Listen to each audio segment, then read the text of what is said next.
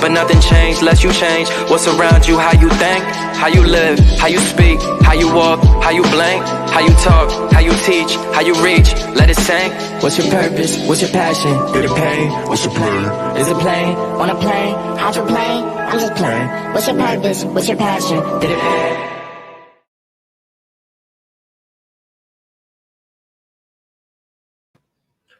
Good evening, everyone. Welcome to another exciting episode of Plugged with Molly and Joe. I, of course, am Joe. In case you're wondering where Molly is, he's off doing his superstar bit right now. And Hollywood needs him a little more than we need him right now. But he'll be back sooner than you think. It's been a very interesting week with things happening in society. We are dealing with a lot of peace, brother. Peace, brother. You're hitting Leave Studio. We got a lot going on right now in society. We're dealing with a lot of interesting aspects, if you will. We have after the Derek Chauvin after his case was tried and he was convicted guilty, there were about 6 more mass, if you want to call them genocides, among African Americans by police officers and other people. So I think we're still recovering from that a little bit. There was the president had his first State of the Union, if you will, and a lot of people are feeling somewhat about it. You know, his goals are getting accomplished, but in my personal aspect, I haven't seen him mention any African American progress. He made a statement when he won the election that he owed us in regards to helping him get elected. So I'm very optimistic, and I just hope that he appeals to what he promised that he would do for us. They shouldn't be doing that. Yes, we do have a lot of drama. We do. I think they're going to get a lot worse than they do get better as well. But I think we need to see the worst in order for us to get better. We need to see that, because right now people are living in a time where they're ignoring what's happening. And sometimes people don't really pay attention until it hits home. So once it hits home, then it'll be brought to the spotlight. So I'm hoping that it does get a little worse as well. Not that bad, but I want it to where it's an eye opener. People wake up and see what's happening in society and understand that these issues really exist. Racism really exists. The systematic oppression really exists.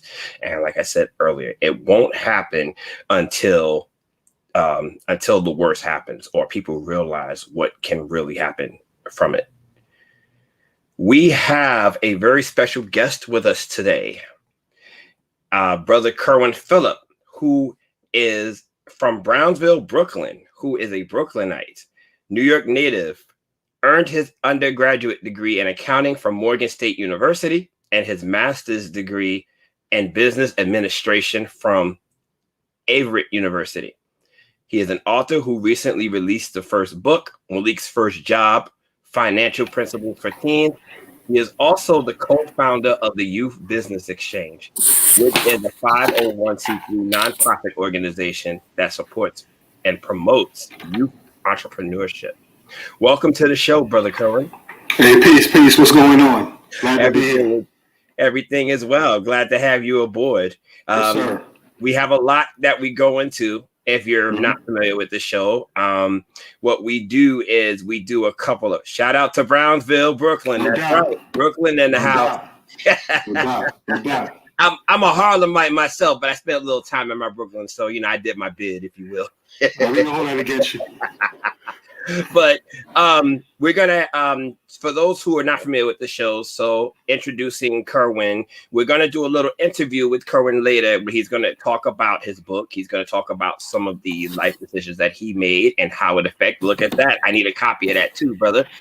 And we're also going to introduce a new segment today called Fact or Fiction, where we're going to identify some facts that was said by people of government politicians, and we're going to dissect them a little bit, if you will, and and make them make sense, or if they don't make sense, counteract what was said. Right. So what I'm going to do now is I'm going to do a piece that we usually do every week. This is paying homage to our ancestors. Ashe, ashe, ashe. Ashe. Our ancestors are very responsible for our well-being now. We look at the stories. You can't tell a good story without something happening, a challenge, or something that made their story a lot better. So when we pay homage to these ancestors, there was something that they did that made life that made them recognized in life, because not every ancestor gets to tell their story, and sometimes their story isn't told until after they're gone. Right. So what we do at Plugged is we recognize ancestors that are known and that are not well known, and we keep their legacy and their stories alive. That's right. My ancestor for today, I want to pay homage to, is Dr. John Henry Clark. John Henry Clark. That's a good one. A master teacher extraordinaire. He was an American historian, professor, and pioneer in the creation of Pan-African and Africana studies and professional institutions and academia starting in the late 1960s. He actually has a really good documentary that he did before he died called A Great and Mighty Walk, where he pretty much told his story from beginning to end, how he got interested in African history. If you're not familiar with New York City, in Harlem, there's a library called the Schomburg Center. The original library was around the corner from where it exists now. And Arturo Schomburg, who is another one of our master teachers, he Dr. Clark met Arturo Schomburg in the library and got him interested in his own history. Wow. So for the majority of his life, from when he was like in his late teens, early 20s, Dr. Clark went around giving everybody their teaching the history of African history, of how it started from Africa, getting us aware of our Pan-Africanist history, making us aware. And like I said earlier, he's pretty much a master teacher of that. And I pay homage to Dr. Clark today, and may his legacy continue. That's right. Now, I know you're new to the show, but do you have a person you would like to pay homage to today? Oh, definitely. First, I got to big you up for recognizing Dr. Clark. And I love that documentary that you mentioned. I think Wesley Snipes did that documentary. He absolutely. Yeah. A lot of people don't know that Wesley has knowledge of self as well. Yes. But the person I want to mention today and definitely pay homage to is the Most Honorable Elijah Muhammad. Ashe. He's the founder of the Nation of Islam. Yes. He built this great organization. Many believe him to be the messenger of Allah, as well as one of the greatest leaders in North America that ever existed. To think about all the things he did in the time period in which he did it. Educating people of color, African Americans, about their history. Linking them back to Islam, as well as the economic empowerment that he promoted. Businesses had restaurants, barbershops, cleaners, farms, definitely. And he pretty much helped lay the foundation for a lot of Black leaders that came after him. Absolutely. So definitely, and many of the impacts that he's laid, still continue until to this day. So we definitely want to recognize Honorable Elijah Muhammad. Ashe. Well, I'll give you a little personal story before we move on. Well, Malcolm X was one of his proteges. Louis Farrakhan was one of his proteges. So just those two alone, and so many others that were affected by the Nation of Islam, that just goes to show what his legacy left. I'll tell you a little personal story. I'm not Muslim, but I do acknowledge a few of the fasts. Like, I'm actually practicing Ramadan as we speak. Okay. So, I do it for discipline and, and my wellness, but I've been doing it for about a few years, so it's not easy, but at the end of it, you feel good because you feel like you've given something, Right. So, ashe to the Honorable Elijah Muhammad. Yes, ashe. Yeah. Okay. So, what we're gonna do now is we're gonna move on to a segment I'm very interested in called Fact or Fiction. This segment, what we're going to do is over the last week or so, we've had a lot of people involved in American politics make some very statements that are very questionable, if you will. I'll use questionable, and we'll figure out if it's questionable or if it's fiction, because even, you're thinking in this day and age, comments like that. Benjamin Banneker, yes, that's another one. He's another ancestor we must pay homage to too. Absolutely, yes. I was talking about the fact or fiction segment. There's a lot of people who made a lot of outrageous and interesting comments about things that have been already documented in society, and it's disappointing to me to know that people still think this way. And I just want to talk about some of the things that I've heard, and I'm pretty sure that you've heard as well. And what we're going to do is we're going to talk about these things very briefly and come up with our synopsis of it, or what you think about the comment. Or is there any truth to what was said? Okay. So my first fact or fiction, my first quote was, we had Rick Santorum, who was a senator from Pennsylvania at one time, who works for CNN as of now. And he's often the antagonist to a lot of debates. He made a remark recently to the audience as part of a broader comment in regards to there isn't much Native American culture in American culture. Wow. That's definitely fiction. Fiction. Why would you think that was fiction? Well, first, you have to look at American culture as a whole. Right, different aspects of American culture. Even the foundation of the country, you look at the Constitution, which was pretty much based off of laws that was taken from the Iroquois Nation. Right. We also look at the fact that look at the sports teams, the mascots. They've taken on Native American or American Indian mascots. So that's part of the whole fabric of like baseball, which is the all-American sport, football, right? If it wasn't for the Native Americans, a lot of the early settlers would have died, because they taught them how to farm and to cultivate the land when they got here. Sports like lacrosse, whether it's a Native American sport, chewing gum, they got from the Native Americans. So that's just the tip of the iceberg. When you're looking at a lot of things that the American Indians or Native Americans have done to influence, this country. Now, even though a lot of those settlers that came over here tried to suppress them, so I'm thinking maybe that statement is further part of that legacy, trying to suppress the history of the Native Americans, because that's where they try to supplant themselves and come here and take over. Well, I totally agree with you in that aspect. And I'll tell you this. I remember my relatives, my older relatives, my aunt specifically, on both sides of my family, talking about how their great-grandparents were Native American descent. They remember meeting them once or twice, and they used to have the garb. They used to even remember their Native American names. Like the land that most of my family's from in the South was first Native American land before it became plantation and farmland.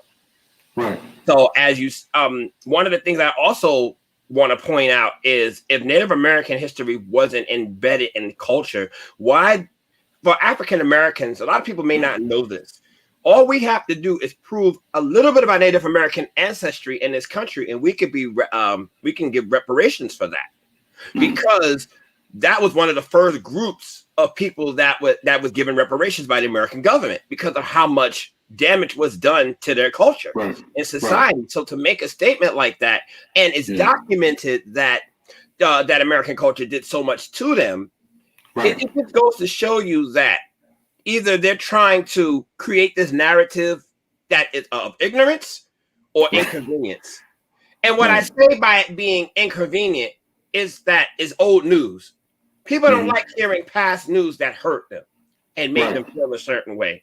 So for someone to make a statement like that, it's one of those things. Well, we can go back into our books and our history and ancestors, and we can see where Native American history, where Native American history was so influential to us. You know, that was the foundation of what this country is built on, as well as African culture. You know, those are the two cultures that pretty much built this country. That's right. That's right. So I'm sorry to say, Rick Santorum, but it's not fact. It's fiction. It's very fictionist. Incorrect. That's right. Now, I'm going to move on to our second quote, and this one makes me chuckle a little bit. Senator Lindsey Graham, or as my girlfriend likes to call him, Sweet Lady G. That's for another time and place. But he made a statement recently that systemic racism doesn't exist in the United States. Wow. And this is recently. This is within the last few days. Right. So for someone to make a statement like that after what we just saw with George Floyd, what we are seeing now, with what's happening with a lot of these killings of unarmed Black people, you know, how can you say racism doesn't exist? I want to know what the name of it is if it's not racism. Like, do they have a different name for it? We have to think about the point of view of the speaker who's saying it, right? Because he's not impacted by the systematic racism that exists in this country, so he's not going to see it. And even I think I saw this segment where he mentioned that particular, when he made that quote, he said it is in his opinion, right? He's speaking from his point of view, and of course, you know, from where he stands, he hasn't been a victim of the criminal justice system or the housing discrimination and the different economic inequalities in this country. He hasn't been impacted by that, so he can't speak to what takes place on that side of things. So, you know, oftentimes when you hear people quote or say things, you have to think about, okay, what perspective are they speaking from? And, you know, from where he's speaking, it sounds all right. It sounds right and exact to him. So, but other people have a different opinion. So, well, I mean, just to know that, you know, he also made a statement in that same comment as America being a work in progress. How long is America going to be a work in progress? Don't you think we would have the answer by now to fix this? I mean, I believe that we do, but the powers that be, the elitists, if you will, don't want to give that power up to make things better. Don't want to make things a level playing field. So, as you said, it's about the people that are in power that have never experienced this. Because you're not going to ask me or ask yourself that ask us, do this systemic racism exist? Because I know the answer to that, and I know it's not exactly what Lindsey Graham said. Right. But like I said, it makes me chuckle because of the fact that they're still, even to this day, they're still pushing that narrative to make us feel that, oh, we'll just forget that racism ever existed. But you can't forget racism doesn't exist if you're not doing anything to help us forget racism exists. You can't make a statement and just let it and then hope that it picks up traction, you know? And that's what I think that a lot of these politicians, a lot of these people in power are doing. You know, I saw something earlier. I'm just going to go off topic really quickly. I saw something earlier where LeBron James quoted, he posted an Instagram post after the Chauvin verdict. Okay. And it was in regards to the Dante Wright case, the Kim Potter case, where not Kim Potter, I'm sorry. It was in response to the girl that was killed in Columbus, Ma'Khia Bryant. Right. And he posted a picture of the officer that's saying, "You're next." And people have backlashed him because of what he said. There was a Cleveland bar owner, not Cleveland, in Columbus, that said that we'll no longer show basketball games until he's expelled. And you would expect people to say, well, bye, you know, we don't need you. But apparently what's happening is that he's getting more support from people who are like-minded like him. Right. I saw something, one of the quotes where a person said, "There's more of us than there are of them." The people who think like the bar owner, as opposed to people who are trying to make better change. In some ways, he's right. There's more of them who have power, who have wealth, who have the money. The people who are trying to make the change are the ones that don't have it. So it's kind of hard for us to collectively be a unit because of the fact that we don't have the power to go with that. So I that kind of hit me in the feels a little bit because I said, you know what? He's actually, regardless of how ignorant he sounds, he's absolutely right. There's more of them that are ignorant and in power than those who are oppressed that don't have it. So the reason why this cycle can continue is because the power struggle, we don't have it. And the more that we're trying to gain it, the more that's being taken away from us. Well, I think I somewhat disagree with that. I think the folks that are oppressed are in the majority. You know, it's just the fact that we're just disunified, that we can't bring that power together. You know, if we just like, you know, if you go back to like the biblical concept of the wall of Jericho, when the people came together, they was able to topple down that wall. Right. You know, so it's just a fact of people getting that like-mindedness together, and it's just like a laser. A laser is a focused beam of light, right? But if you separate it, then it's less effective. But if we're able to bring the people together, then it can be a powerful force. But those powers that be, they work off of keeping us separated, and that's where they have their advantage. Well, that's what I was saying. What can we do to get that advantage from them? If it's as simple as us uniting, why is that advantage hurting us so bad? Why is it why is it that we can't connect? If there's more of us than there are of them, why can't we put our powers together? What are we scared of? What fears us from doing that? I think it's a thing of there's no common. How can I describe it? You know, I guess we don't realize that we have more in common than we have differences.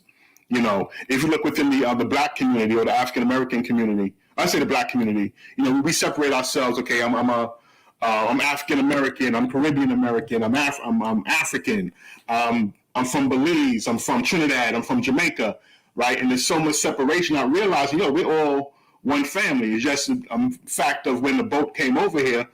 You know, those that came on the boat, because of course there was some that were already over here. We spoke about Native Americans, but you know, those that came over there, some got dropped off over here, some got dropped off over there, and then we identified with those different land masses, and we kind of grew with that separation. But now it's time to kind of put those differences together. I mean, put those differences, separate those differences and come together. You know, like Malcolm X said, you know, like even with religion, you know, keep your religion at home. You know, but when you come out in public, form that united front. Wow. Well, there's obviously, I do agree with I do agree with Lindsey Graham in one statement. America is definitely a work in progress, but hopefully the positive from that is we can learn from that we can learn from it and, you know, make it progressive than we can anything else. What I wanted to do really quickly before I go into the second part of this is I want to tell everybody who's listening to don't forget to call in 929-441-2417. Please, we would love to hear what you have to say about this. You know, anything that you want to bring up, comments, questions, anything, please feel free to come and support us. We are on iHeartRadio and also on Mixcloud. Please support us on those platforms. Show us that we're making a difference and an impact. Right. Continuing on with the rest of this. Yes, everyone wants to know that they're better than the next. Absolutely. That's part of the struggle as well. Power is very important in this country, and that's what's driving it. But here's the flip side to that. Once people realize the concept of power and realize that it doesn't really have any matter if people aren't paying attention to you, or it loses what its ability. So I think it's the fact that it's so prevalent and it's something that's that's something that makes people pay attention. That's one of the things that I think once people lose their power, then so does everything else that comes with it. Right.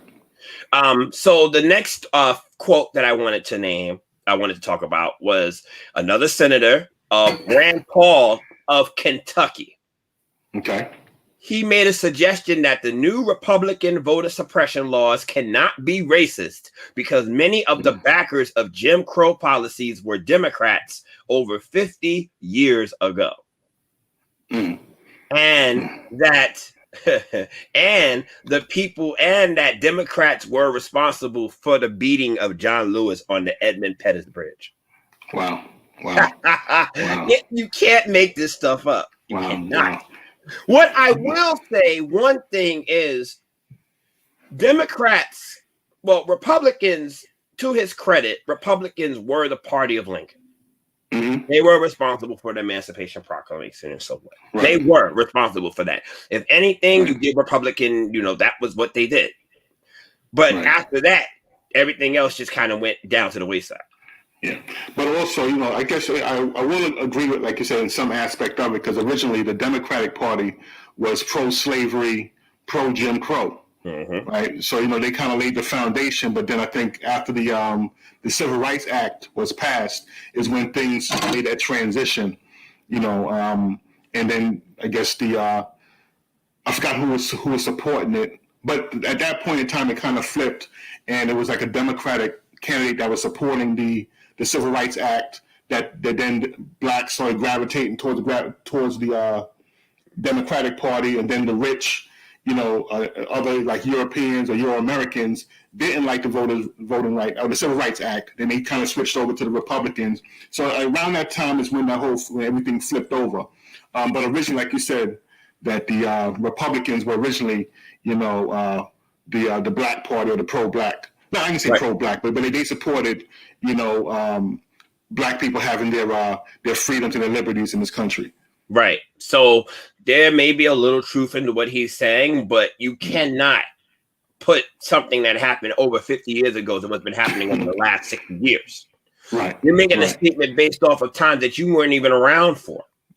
So that that's something that you wouldn't have known about. But to just totally ignore what's been happening since 1964.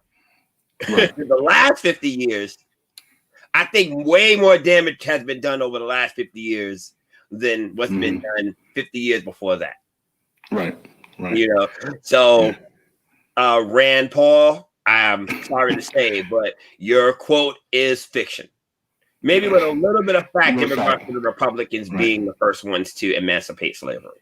That's about it. But there's still so much. Like it's a half quote. Like, yes, you pointed out one fact, but you can't base it off of something that happened over 50 years ago. You have to talk about what's going on now. And Democrats were not responsible for the beating of John Lewis.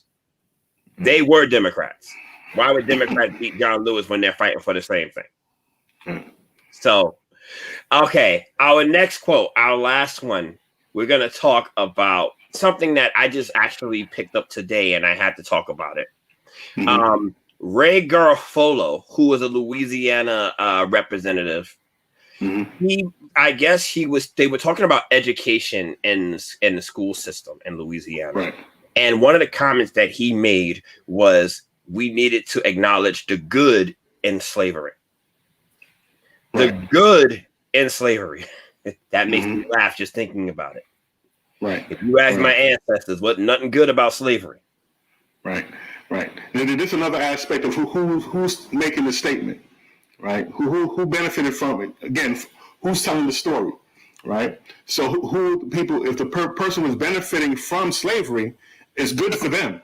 Right, and that's what I was going to say. That's exactly what I was going to say. It might have been good for him because he was getting his stuff done. He didn't have to sweat and get his property taken care of and stuff like that. So he didn't have to do it physically. So it might have been good for him and his family, but for our ancestors, it sure enough wasn't good. That's right. Yeah. But no, I just wanted to mention that because if you ask anybody nowadays who knows the history of slavery or enslavement, they would tell you it wasn't a good aspect to it. But like you said, those who benefited from slavery would say, yes, it was good for them. Yes. So we have to think about where it's coming from. But at the same time, the majority of people in this country will tell you slavery was not good. It was a small minority of people who benefited from slavery. Right. So, just to make these statements nowadays, it just makes me laugh, because they say we've progressed, we've improved so much, but for people to still have that mindset, even after all this was going on, it goes to show you have to change that much. Right. Because you wouldn't be making statements like this. That's right. You wouldn't be making statements like that. So I hate to say it again, but Garofalo, it was fiction. It's not true. It's not a fact. Slavery was not good. Not even for those who benefited from it. Ask Nat Turner. He can tell you. And with that note, we're going to take a quick commercial break and come back to the second half of our show. We are a quick word from our supporters at the Evening Rush Network. Looking to podcast shows and do not know where to start? The Evening Rush Network can help you with that. Call us at 929-441-2417 or email us at theeveningrushnetwork@gmail.com for dates and prices. We got you for all your podcast needs. The Evening Rush Network. Tune in, subscribe, and share.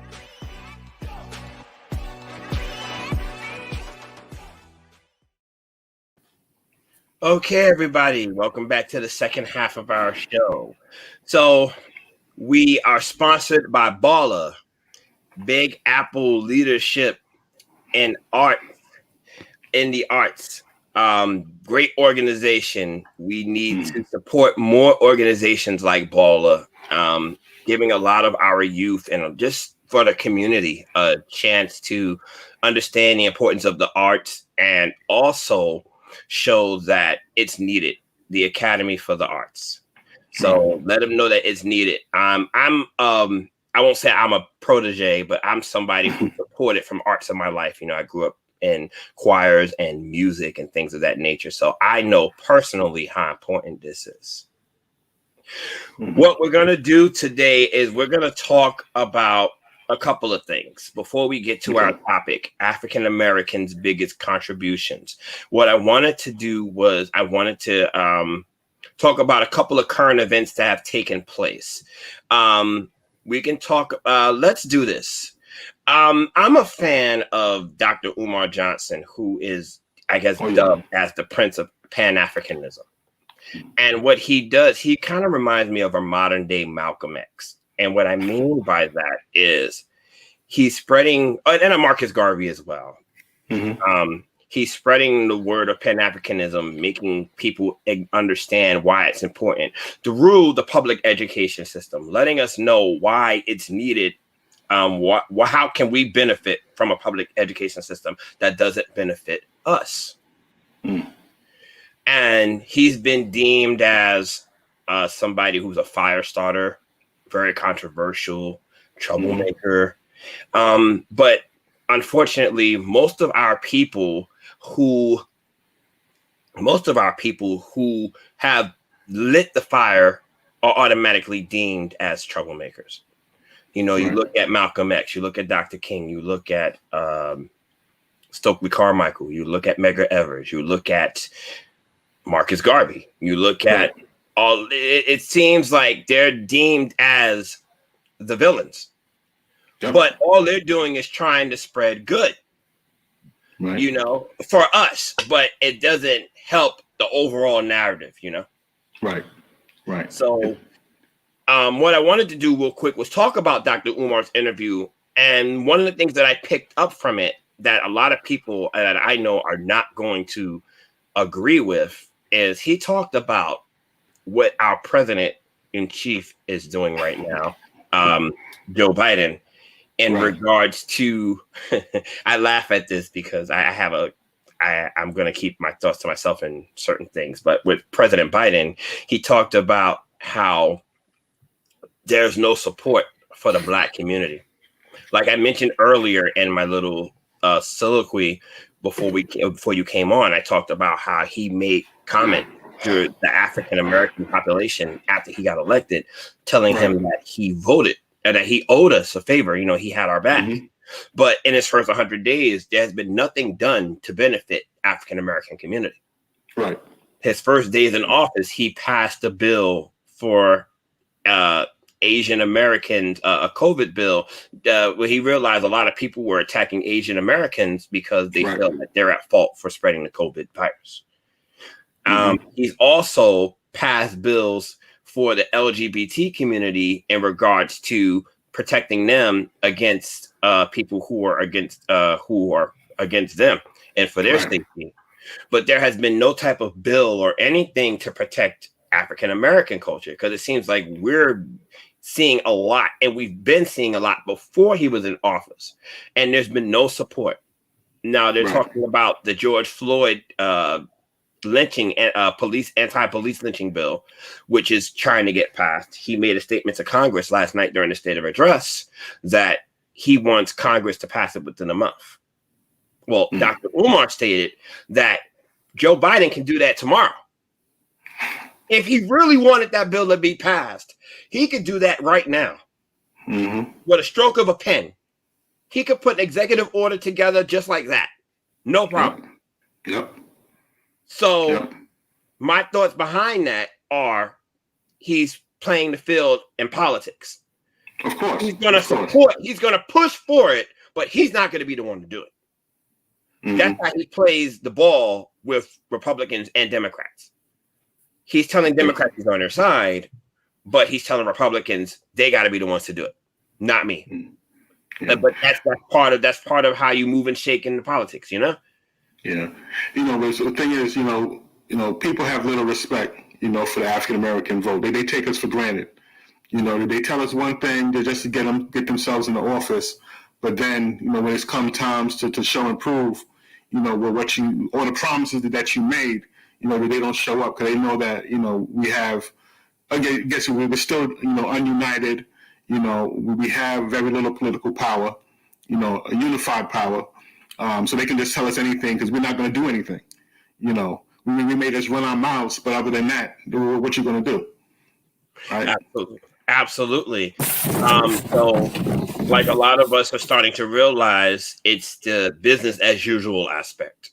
Oh, yeah. They tell us what we want to hear, and then they hope that we forget.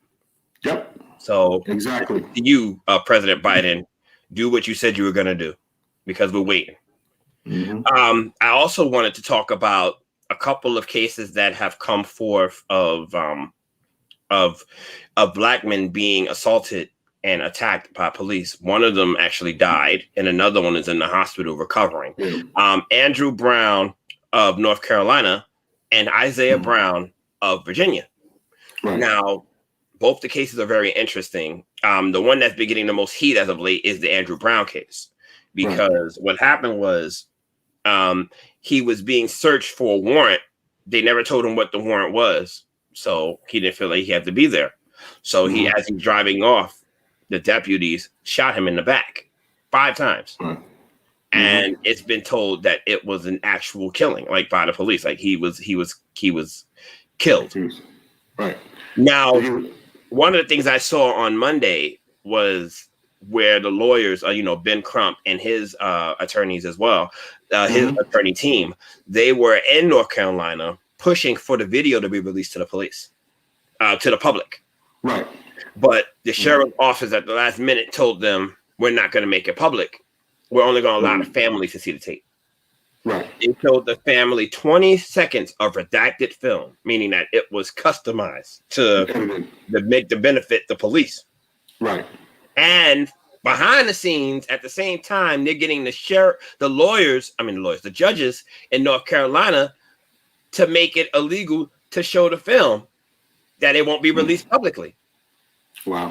So my aspect to that is, well, what are you trying to hide? If you feel that if you're going to this much length to hide something, there had to be some wrong put into it.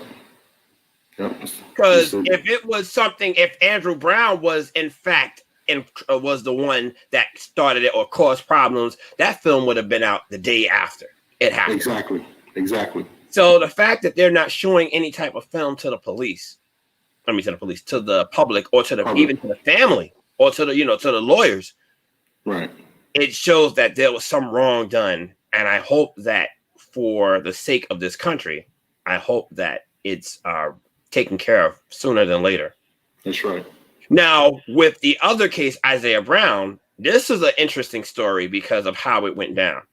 Yep. Isaiah Brown, he pulled over a police officer, told him that his car had broken down. He needed a ride to get home. The police officer gave him a ride home. Apparently, something happened at the home where they were called back. He called them back for support or help. And the same police officer that drove him to the house shot him 10 times. There's no recollection of what happened. There's no question or why this happened, but it just seemed like one of those cases that are it just seems like one of those cases that you don't have an answer for. Well, they tried to say that I guess because he was on the phone with the 911 dispatcher, and the cop was saying that he thought the phone was a gun, right? So the same story, right? Yeah. But that's usually the case. It's fear for the physicality of the black man, right? That's really what it is, because our officer would have been able to identify if it was a gun or a phone, right? And I think it's an intent fear that they have against us. When I'm talking about, and I say they, I mean the police officers in this country. They fear because of what they see when we're athletically sound, when we're our physical strength, and it's something that they don't think that they can control. So as opposed to dealing with it, they just rather take us out. Right. Now, I would say, let me just add in there, it's not all cops. I know have some friends and family that are police officers that just the bad ones that make them all look bad. Absolutely. And, I have my brother-in-law is on the force as well. So, I know he struggled a little bit with the whole George Floyd, the old Derek Chauvin case. Right. He's been an officer and he's been on the force for over 20 plus years. But he has two black sons that could have been George Floyd. Right. So I know internally that might have been eating him alive, and I understood how he felt. But at the same time, and I have a lot of other friends who are on the force as well that have been dealing with this internally. And it's one of those things where you have to make the best decision for you and your family. You have to, that's it, because they wasn't him. They can't speak for Chauvin. They can only speak for how they do their job and what they do. Right. So those who know them as police officers are going to tell you that they're not police officers. So please be known, public, that we're not talking about every single police officer in this country. Right. We know the ones who are there for their job. We know the ones who are going to support us and the ones who call out the nonsense when it happens. And we thank you for doing your job. We thank you because we need you, and continue doing what it is that you need to do. Right. So I just wanted to take a couple of minutes to talk about those things because they're still prevalent. And I know it becomes like a recorded record sometimes, but broken record has a broken record. But as long as it's happening, we have to notice it. We have to show that it's happening, because unless we do that, people will just put it under the rug. And we got to keep it relevant, because if we really want to see any type of change in this world, you got to let it know that it's still happening. And then hopefully what will happen is people will get tired of it happening and demand change. That's right. Now, that's right. Well, now to, I guess, bring it down a little bit, because I get a little riled up at these things. So now we're going to do our getting to know you segment. Now, I spoke to you a little bit earlier. I introduced you, Kerwin, a little bit about people. So I had a few questions in regards to you, so you can explain to the public who's watching a little bit about yourself. So tell us about who you are. Like, who is Kerwin Phillip? Who is Kerwin Phillip? That's a good question. Father, husband, son, community member, person that just wants to impact change and make the world a better place, right? And they're just doing my part in the process. That's awesome. That is that's how we should explain ourselves. All it takes is a few words, to be honest with you, to explain yourself. Right. Well, like I mentioned, you have a nonprofit organization. Yes. You mentioned Youth Business Exchange. Can you explain about your nonprofit? Like, how did it come to be? Well, several years ago, I had a different organization, myself and my partner, Sean Young. We had an organization called the Indugu Business and Leadership Academy, where we were hosting workshops and facilitating sessions for young people to learn about business, entrepreneurship, financial literacy. And then we came across another young lady that had her organization called the Metro RVA Teens. And she had the idea of trying to put together a business fair for youth entrepreneurs. And she ran the idea across us, by us. And it was a good idea. And it was in line with our mission that we were on. So we came together and we did the first Richmond Children's Business Fair back in 2019. Where we had about 30 youth entrepreneurs between the ages of 5 and 17 who came out to the Science Museum in Virginia and, promoted their products and services. And then we just continued doing it year after year. So then we decided to form a nonprofit around it, whereas we support and promote youth entrepreneurship. So again, we have the annual business fair. We had to postpone it last year due to the whole COVID situation, but we ended up doing a virtual business fair last year. And now for 2021, we have it tentatively dated for July something of this year. So we're hoping, keeping our fingers crossed, that everything opens up and we're able to host it this year. We have about 50 kids registered to participate this year. That is awesome. What I will say is it intrigues me because I'm somebody, I work with youth and been working with youth for over 15 years. Right. As a young man, I was a hustler. I was a businessman. Okay. I knew how to get money in my pocket just by working hard, and I had a really strong work ethic. So that's something that I know is definitely needed in the community. And nowadays, especially with today, one thing I will say is there's a lot more opportunities than there were when I was growing up financially. Right. We didn't have a blueprint, but there's so many blueprints now. And one of the things that kind of makes me smile is when I see young people out there making something for themselves. I had a teenager, one of my young teens. He used to make bookmarks. He was an artist. He was a cook, like 13 years old, and he had a mindset how to make money, and it was a positive mindset.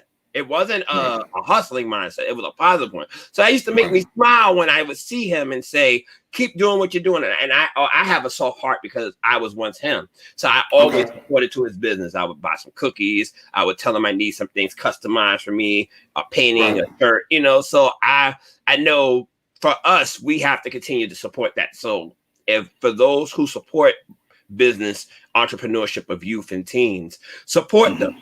So let them know that what they're doing is right, because they're doing the right thing instead of going out robbing people and stealing from people. Exactly. You know what I mean? So let them do it the right way. Show them that you appreciate what they're doing and support them, because it'll keep them on the right track and they'll know that what they're doing is right. Right. Now, what was your motivation behind creating the entrepreneurship for youth? Again, because we see that the trend right now, a lot of people are into entrepreneurship, and children naturally seeing what adults are into, they're gravitating towards it as well. And just giving them the skill sets that they can use when they become older, become adults, because it's more than just selling products. They learn leadership skills, communication skills, financial literacy. So there's a host of other things that they learn around forming a business, organizational skills, time management, and there's a book called Outliers by Malcolm Gladwell, where he speaks about having to earn, you have to become a master at a particular skill, you have to practice at that skill for 10,000 hours, right? So imagine if a child, like a preteen, is starting to develop themselves at an earlier age. By the time they become 19, 20, if they've been working for the past 6-7 years, I have mastered a skill that they can use when they become adults. The same way how we people pour and invest into their kids in sports, right? You know, we go through the football clinics, and they send the kids to camp, football camps, you know, trainings and stuff like that, so that they have the chance to become professional athletes. So why not do the same thing for youth entrepreneurs, where we can train and develop them so they become business owners in the future? Absolutely. It's funny that you mentioned that. One of my other famous ancestors I haven't paid homage yet was to Booker T. Washington. And he was somebody who was very serious and when it came to learning skills and things for yourselves. And I also remember when I was growing up, there used to be a lot of schools that taught trades. Right. Electrician, carpenter, plumber. You know, these are skills that you built that 10,000 hours for. And that's your skill. That's how you made your bread and your butter. And there were usually programs that start you up at a young age that get you there. I know in a lot of West Indian and Caribbean countries, they still do trade schools. Because, you know, a lot of that's how, when they come to the country, that's how they survive. Right. You know, so I understand the importance behind learning a trade, or like I said, learning a skill and harnessing that skill and making it better for yourself. Right. And I think that's something that Dr. Umar had touched on his interview as well. Yes. Is about teaching young people skills and trades that they can make that money, you know, with their hands. Right. Because this is how the world was built. Yep. Right. Everything else came after. Once you built the world physically, everything else can kind of fall into play. That's right. You need the foundation, and using your hands was the foundation to build. You know. That's right. Now you have on a really nice shirt there, Malik's first job. I'm liking that. .com, yes sir. .com. I'm liking that. So tell us about your book. Yes, sir. And what was the story behind it? Yes, so again, back in January of this year, I released my first book, self-published, Malik's First Job, Financial Principles for Teens. This is about a young man in Brownsville, Brooklyn, you know, getting his first job. He goes down to a local business owner, just so happened to be on Pitkin Avenue, a sneaker store, right? You know, it goes through the interview process, lands the job, and then sits down with his dad, you know, shortly thereafter, where his father kind of gives him a few tips and principles that he can use to help him manage his money, right? In the book, of course, I touch on financial principles, but there's other lessons in there as well. Kind of touch on the whole interviewing process, how to conduct yourself for an interview, little tips and tricks you can use to kind of spark conversation with the person that you're interviewing with. You know, there's different things you can use to your advantage to help you put you in a better position to land that job. Also discuss like SMART goals, how to create SMART goals, investing, savings. There's a whole lot within this book, you know, and it's more than just financial. Well, I'm definitely looking forward to my copy to read. I'll definitely order it for it as well. So, you know, I like I said, I'm a big supporter of Black-owned business. So if I got to pay for it, I'm definitely going to get it. I promise you that.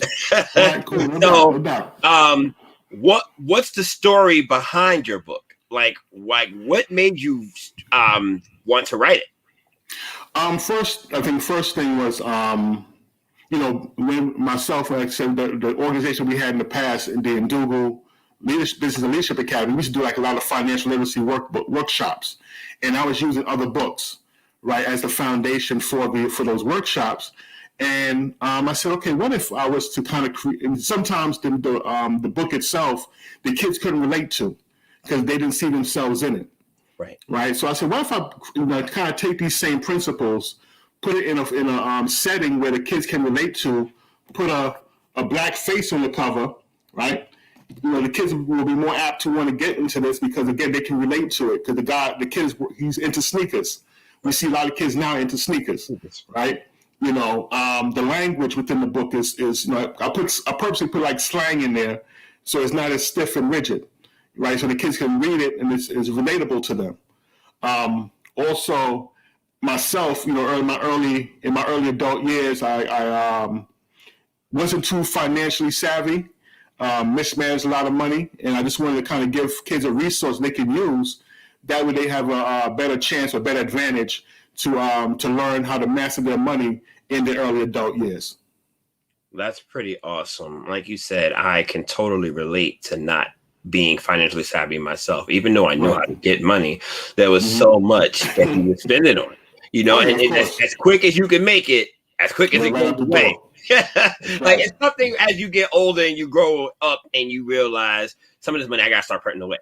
That's right. So that light clicked on for me right on time, if you will. Right when it had to. But I wish when I was a teenager, when I was younger, I had did some things like I had saved a little more because I could have probably been a little more stable than I am now. So that's a great thing there.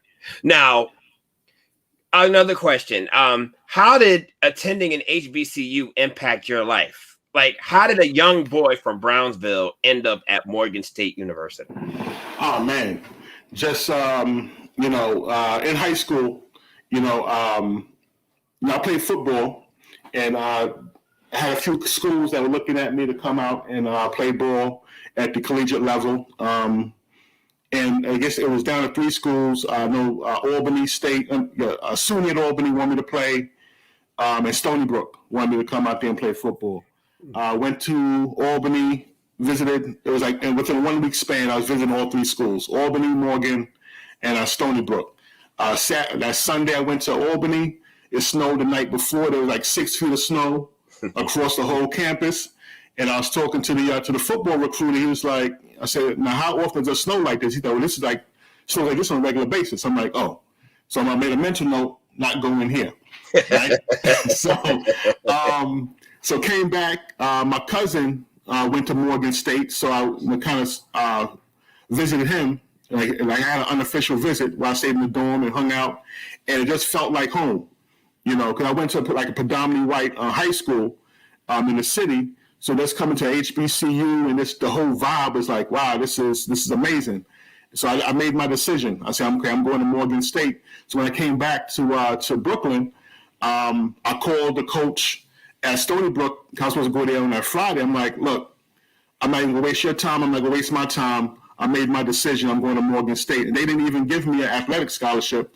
I had an academic scholarship to go there. So, I didn't have to play football. Right. So I was able to, still get my education, That is awesome. And that's something that a lot of people should realize is not just about the athletics, it's about the academic. Oh, yeah. Athletics is one window, but the academia opens up much more. You can still be athletically smart, but you can also be academically smart as well. So that's pretty cool. Before we finish closing out, a couple more questions for you. Okay. What are some of the challenges that you face while promoting youth entrepreneurship? Man, some of the challenges. Just there's so many distractions out here right now. They're trying to keep the kids focused. And I think like right now with the pandemic, it kind of impacted the engagement that we normally had beforehand. Because kids at home going to school, parents are kind of stretched out. So we have to, so just trying to manage everything at the same time can be somewhat challenging and kind of keeping the kids engaged as well. I think we got a caller. Right. Yes. So we have a caller. Caller, come in. You thought you wasn't going to hear from me? What's up, family? Right on time. Oh, man. Rough day. I lost a beautiful soul today as a brother, as a friend, and all that other good stuff, man. I'll speak on his life next week when I'm on and with a better headspace. I just want to say I'm proud of you guys, man. Both of you guys, man. You guys is what's needed in our community constantly, a constant reminder of what we need to know, what we need to figure out, and where we need to go with all of this. You know what I'm saying? Everything that you guys are speaking on was spot on, and I love the conversation you guys was having. Curran, I want to say thank you for being here, man. Thank you for being here for me, because at the end of the day, I'm thinking I'm about to be working today, and I didn't know I was going to get hit rock with a doozy. Of information. I lost a good brother, and you know what I mean, and to have you stand in for me, you know what I'm saying, and it was definitely needed, because I don't know, my head couldn't wrap around any kind of information right now. But I enjoyed listening, man. I enjoyed listening, man, and I'm proud to have known, to know you for so long. Yes, sir. It's just, all of these, Joe, you, a lot of our other guests, is just symbolic to the circle that I have around me and constantly continue to grow. And I think everybody should take, a page out of that and make sure that they have these kind of people, like a person like a Joe, a person like Kerwin, a person like myself, in their corner or just in their ear so that we can always move forward. So I'm going to let you guys close on out, man. It's 8 o'clock. I want to let out my viewers know, the people that, listen in later on or what have you.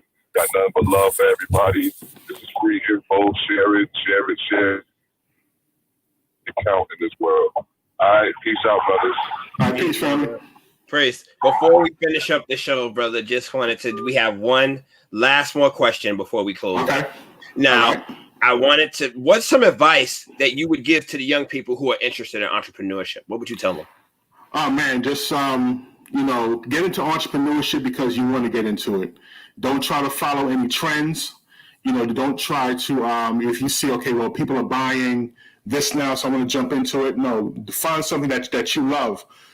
People say make your passion your paycheck, right? Find a hobby that you're really into and make that into a business. That way it doesn't seem like work because you enjoy doing it, as opposed to doing something that you feel is trendy, which may not necessarily be a good fit for you. Awesome. Well, you heard it there, folks. And with that being said, we will close out for the evening. Thank you again, Brother Kerwin, for filling in. Thank you for having me. Yes. You're welcome back anytime. And I know there'll be more times where we'll need someone like you to come in and fill the spot as a Famali and myself. Listen, everyone, please continue to support on us. Plug that Molly and Joel. We are on so many different networks. We're on iHeartRadio, Mixcloud. We're on YouTube. Support us any way you can. Until the next time, get plugged in.